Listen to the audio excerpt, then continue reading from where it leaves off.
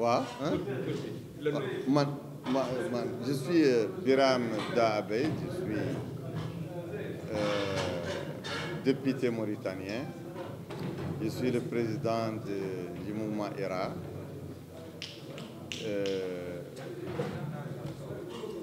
Je suis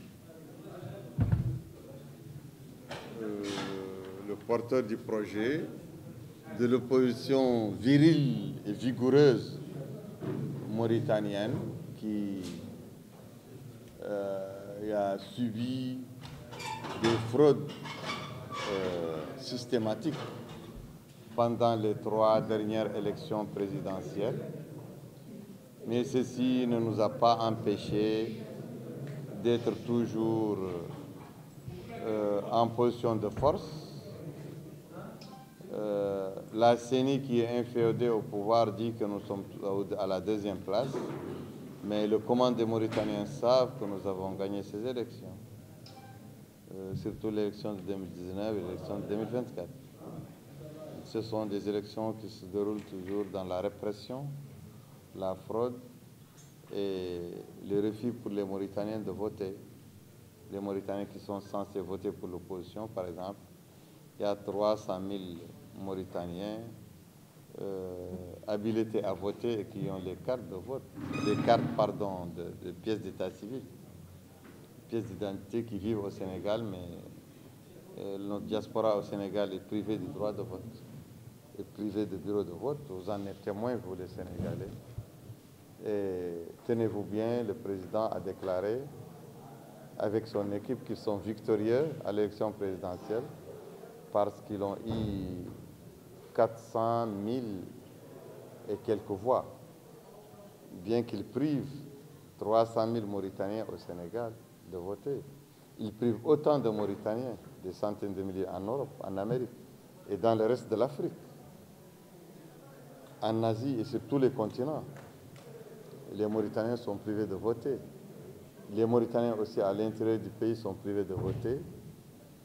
Ils sont privés d'être recensés. L'enrôlement est un enrôlement contrôlé par le pouvoir qui enrôle les gens qui sont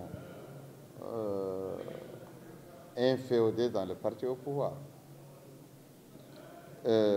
Malheureusement, les partis politiques aussi sont interdits.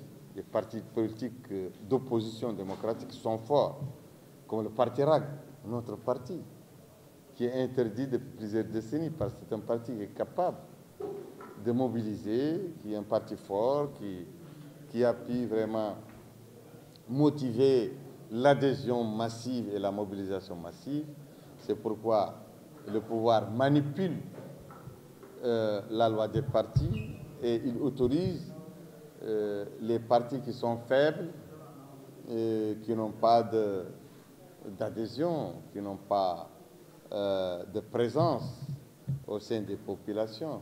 Mais ce sont des partis dociles que le pouvoir partage entre 2 catégories. La catégorie des partis dits de la majorité et la catégorie des partis dits de l'opposition. Mais que l'opposition, c'est en vérité une majorité de réserve qu'ils appellent opposition parce que ce ne sont pas des opposants.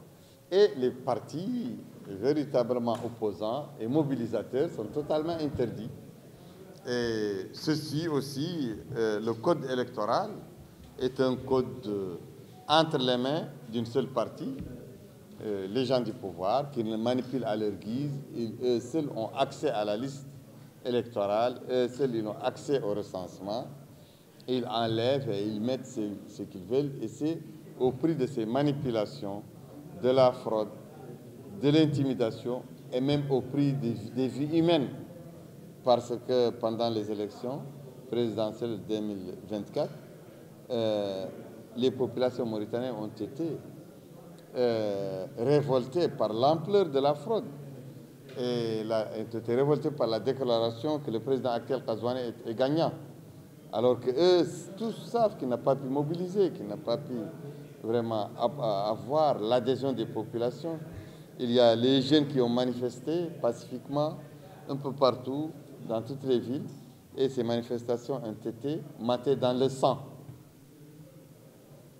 L'utilisation de la force, de la violence et l'utilisation même de l'arme de la mort, de l'assassinat, sans motif.